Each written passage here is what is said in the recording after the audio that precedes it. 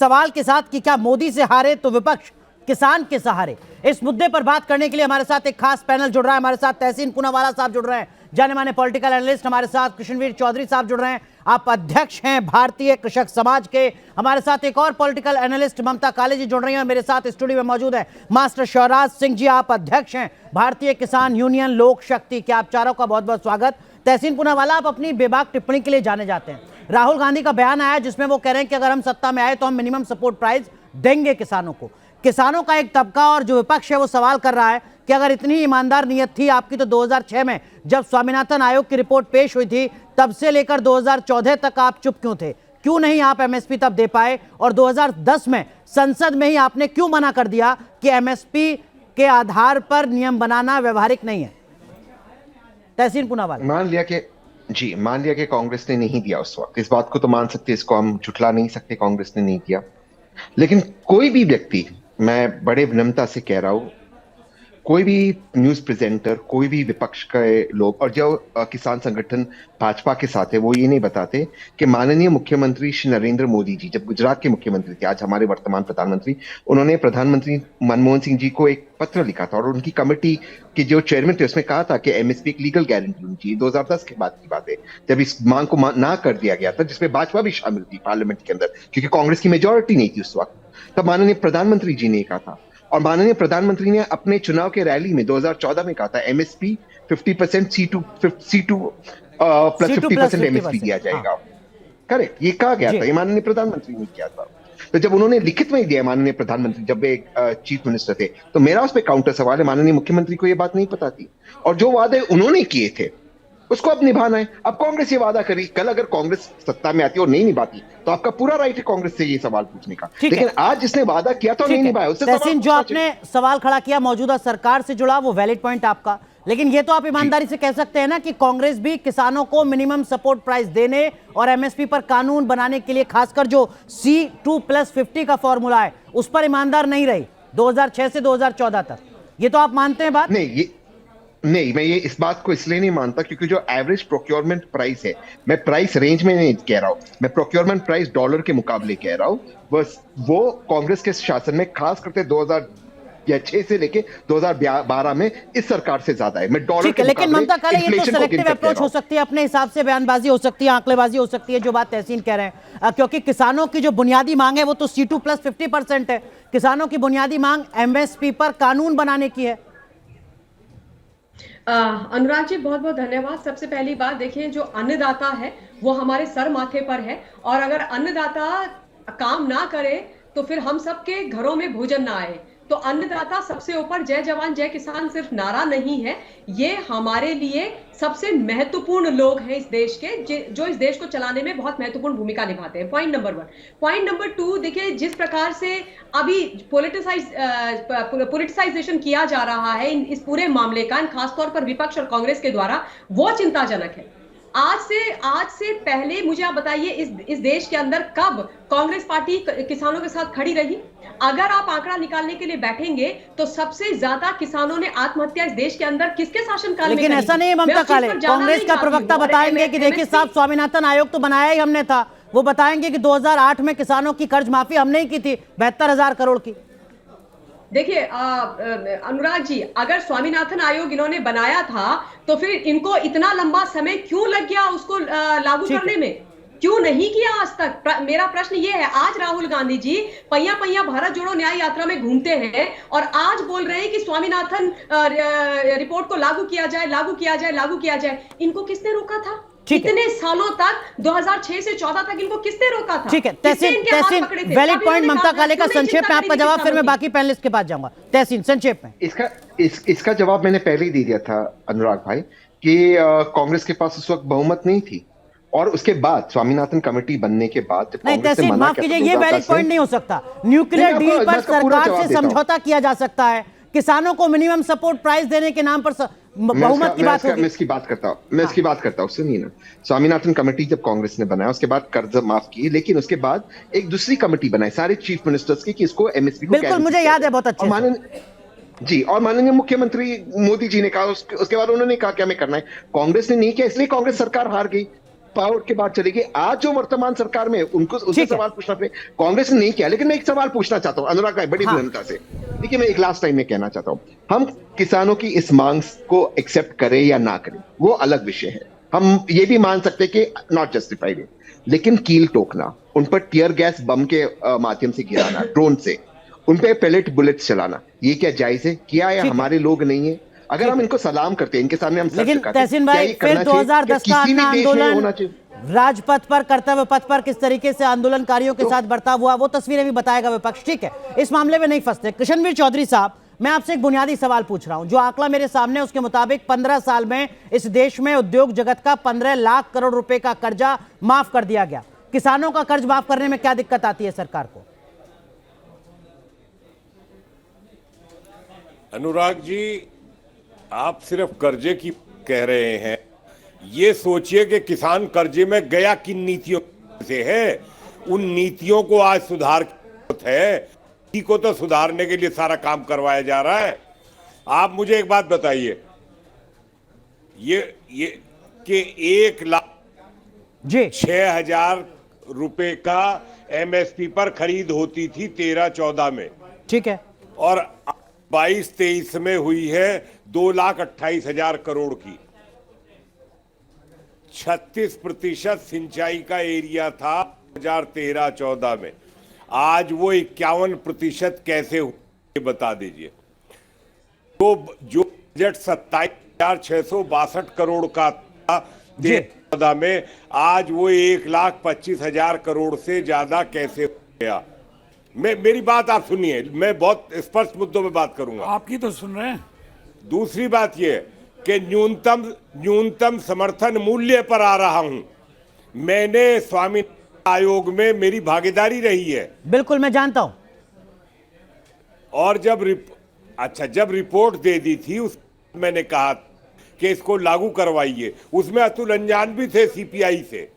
तो ये कहना कि आप अल्पमत में थे, नहीं, अल्प सरकार बहुमत नहीं, में ये तो लॉजिक ही नहीं हो सकता। न्यूक्लियर डील पर सरकार गिर सकती है, किसानों को एमएसपी देने के नाम पर अल्पमत की बात नहीं हो सकती। ठीक बात है, लेकिन मास्टर शिवराज जी, अब मैं आ रहा हूं। ठीक है, संक्षेप में कृष्णवीर चौधरी साहब, संक्षेप। एक मिनट बताइए, सुनो, बोलिए। न्यूनतम समर्थन मूल्य सरकार की खरीदी के लिए होता है, बाजार के लिए पहले बाजार को खुलवाने की बात करिए। यही फत हो रही है, बाजार नहीं खोलने दिया। मेरा ये मानना है कि बाजार खुले और एमएसपी की शर्तों के साथ खुले, कि बाजार के बाद न्यूनतम समर्थन मूल्य से कम पर ठीक है। मास्टर शिवराज सिंह जी, मास्टर शिवराज सिंह जी, जो बातें, जो आंकड़े कृष्णवीर चौधरी जी बता रहे हैं कि देखिए मौजूदा सरकार ने भी खेती किसानी के लिए इतना कुछ किया है, क्या आपको लगता है कि वो पर्याप्त है? 2023 में पर कैपिटा इनकम इस देश में प्रति व्यक्ति की आय 98,000 रुपए है। 2021 में किसान की प्रति व्यक्ति आय 10,000 रुपए, 10,000 और 1 लाख। मैं तो सिर्फ एक बात कहूंगा हाथ जोड़ करके, बसंत पंचमी की हार्दिक शुभकामनाएं देते हुए, ये जो जय जवान और जय किसान में युद्ध चल रहा है, माननीय गृह मंत्री जी और प्रधानमंत्री जी को सबसे पहले ये युद्ध जैसे हिंदुस्तान पाकिस्तान का हो गया है, ये बंद कराना चाहिए। कैसे बंद कराएंगे ये वो जानते हैं। और वोट पाने के लिए चुनावी घोषणा पत्र में कह जी हम किसान आयोग का गठन भी करेंगे, हम जंगली पशुओं से फसल की सुरक्षा करने के लिए कृषि सुरक्षा दल का गठन भी करेंगे, हम एमएसपी गारंटी कानून भी बनाएंगे, हम C2+50 भी देंगे, हम गांवों में पशु जो पालतू पशु हैं उनकी चिकित्सा का सुधार भी करेंगे, हम ग्रामीण किसानों को बेहतर शिक्षा और स्वास्थ्य भी देंगे। और जब चुनावी रैली हो उनमें भी जोर जोर से बोल दें।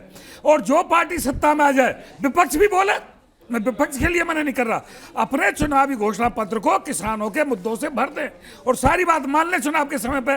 और जो पार्टी सरकार में आ जाए वो फिर सारी बातों को कह दो जी ये हम नहीं कर सकते। और एक विधेयक और नहीं, लेकिन जो बात कृष्णवीर चौधरी साहब बता रहे हैं उस बात से तो आप सहमत होंगे ना? हाँ। लोकसभा में माननीय प्रधानमंत्री जी, क्या कोई भी देश का किसान दिल्ली में आंदोलन करने के लिए आज के बाद नहीं आएगा? यह प्रस्ताव पास करा दे, कानून बना दे कि किसान को दिल्ली में आने का अधिकार नहीं है। अगर आओगे तो आंसू गैस के गोले छोड़े जाएंगे, रबड़ की गोली चलाई जाएंगी और आपको कटघरों में बंद किया जाएगा जानवरों की तरह।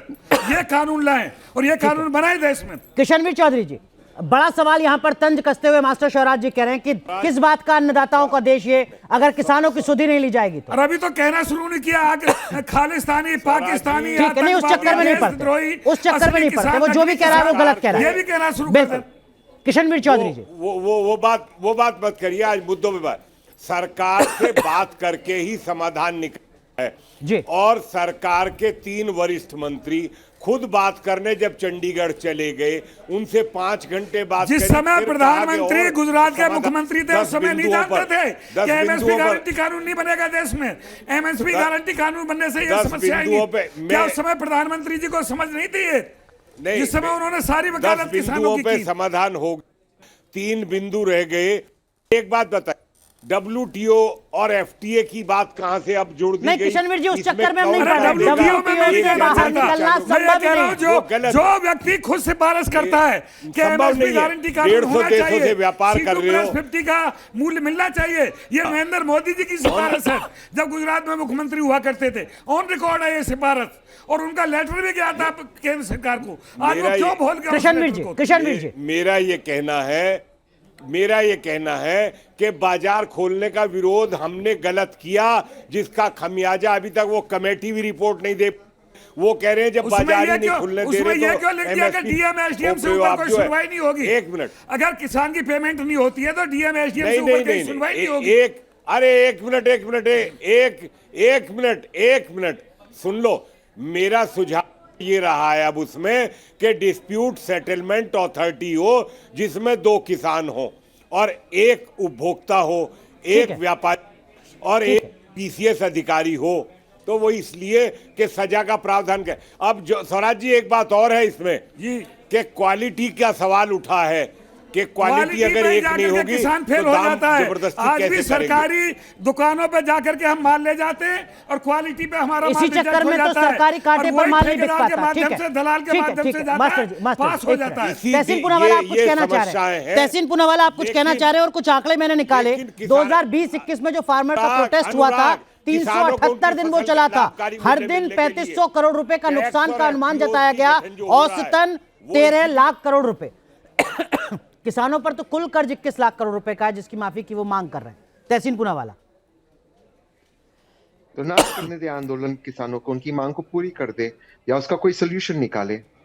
किसानों को आप कहेंगे कि आप खालिस्तानी हो, फिर आप उन पर बम चलाएंगे, ड्रोन बम चलाएंगे, ड्रोन से टीयर बम, फिर आप कहेंगे कि नुकसान हो गया। ऐसे थोड़ी होता है लोकतंत्र में। और फिर हम कहेंगे कि हम मर्डर ऑफ डेमोक्रेसी, ऐसे नहीं होता है। लेकिन मैं कुछ प्रैक्टिकल बातें, इकोनॉमिकल बातें करना चाहता हूँ।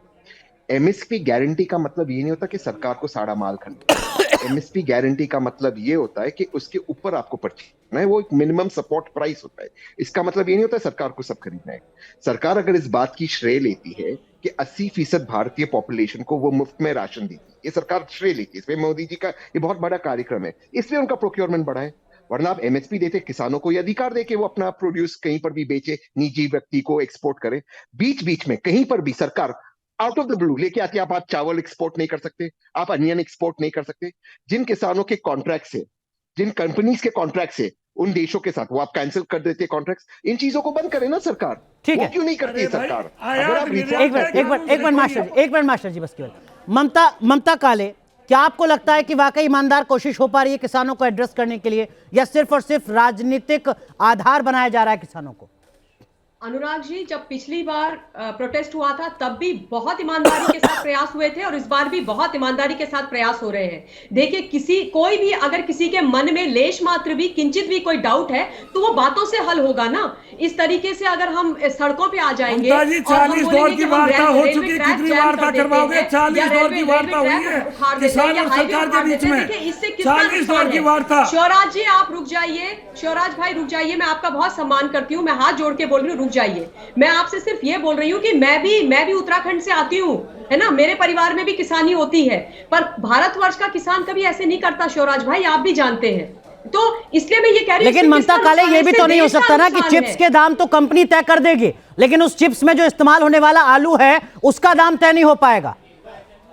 अनुराग जी, जो भी विषय है, देखिए हाथी निकल गया है, पूंछ बाकी है। जो 3-4 बिंदु बचे हैं उन पर बात करने के लिए सरकार तैयार है। बोला जा रहा है कि आइए हम बात करेंगे, तो मैं कह रही हूँ कि बात से ही हल निकलेगा। नहीं, बिना बातचीत के तो नहीं हो सकता ना मास्टर जी, बिना बातचीत के तो नहीं हो सकता ना। जिस दिन निकाले, अब आप ये बताइए, मोदी जी ने आकर चैनल पर घोषणा कर दी, मैं तीनों कानून वापस लेता हूं। ऐसे घोषणा उससे पहले लगभग 1 साल का आंदोलन करना पड़ा आपको। 40 बार की वार्ता हो गई और इस देश में आयात निर्यात का कानून भी सही नहीं है। ठीक है, लेकिन मास्टर जी एक बात बताइए, एक मिनट ममता काले प्लीज, मास्टर जी मुझे एक बात बताइए, सब कुछ बाहर से आ रहा है तब भी आप करें कि WTO से बाहर निकालो, लेकिन मेरा सवाल कुछ और है। लोकतंत्र में तो बातचीत से ही सब कुछ होगा ना। ये जो आम लोग परेशान हो रहे हैं बेचारे, बॉर्डर एरिया पर सफर नहीं कर पा रहे हैं, उनकी दिक्कतों का भी तो आपको ध्यान रखना पड़ेगा। इसका जिम्मेदार भी केंद्र सरकार है, किसान नहीं है। 40 दौर की वार्ता की है, 2.5 साल इंतजार किया है, MSP पे कमेटी भी बना दी गई, कमेटी ने तहसीन बहुत संक्षेप में 30 सेकंड्स। मैंने सरकार ने सभी को कहा, सभी लोगों को, जब पहले प्रोटेस्ट शुरू हुआ, कि हमने किसान के यूनियन से बात की, अलग अलग यूनियन से। मैंने RTI फाइल करी, जो माननीय कोर्ट में भी आया, ने कहा किससे बात की। एक नाम नहीं दे पाया सरकार किससे बात की उस वक्त, एक नाम। ये झूठ कहते हैं, एफिडेविट पे एक नाम नहीं बताया किससे उन्होंने बात की। और आप कहते हैं लोगों को दिक्कत हो रही है, प्लीज मेरी बात समाप्त होने दीजिए। अगर लोगों को दिक्कत हो रही है तो प्लीज, आप रिक्वेस्ट, मैं किसी के बीच में बोलता हूँ, मैं ऐसे डिबेट नहीं करता हूँ। ठीक है, तहसीन अगर कह रहे हैं तो तथ्यों के साथ कह रहे होंगे। ममता आप खंडन कीजिएगा, माफ कीजिए, वक्त खत्म हो चुका है। डिबेट लाइव में आज हमने सवाल पूछा था विपक्ष की सियासत पर। सवाल यह था कि क्या मोदी से हारे तो विपक्ष अब किसान के सहारे। इस मुद्दे पर आपकी राय इस वक्त जो है वो हम आपको दिखा रहे हैं। 75% लोगों को लगता है कि किसानों के मुद्दे पर विपक्ष सिर्फ और सिर्फ सियासत कर रहा है। 22% लोगों को लग रहा है कि नहीं, ऐसा बिल्कुल नहीं है, विपक्ष किसानों के साथ है। जो जरूरी मुद्दा है उस पर आप भी अपनी राय साझा कर सकते हैं। बहुत बहुत शुक्रिया डिबेट लाइव देखने के लिए, धन्यवाद।